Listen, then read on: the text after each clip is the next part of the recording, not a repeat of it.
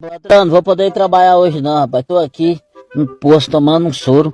Fui atropelado por uma moto logo cedo. Aí eu caí no chão, veio uma D20, passou por cima de mim. Aí não deu tempo de eu rolar, fui rolar, veio um ônibus lotado de gente. Horário de pico, passou por cima de mim também. Eu fui levantar, aí veio outro cara com um Camaro amarelo e me atropelou, me jogou contra um poste de luz. Caiu em cima de mim o poste, levei o choque dessas de alta tensão. Aí saí andando assim, meio cambaleando. Aí veio um cara, né, veio com um pedaço de um caibro, deu umas 9 cacetadas na minha cabeça, com esse caibro. Aí consegui lutar com ele, bater nele ainda.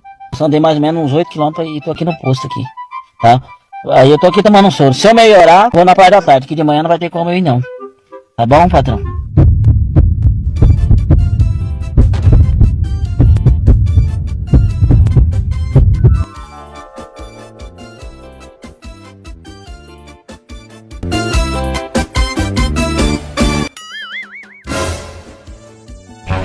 Fala-me Deus!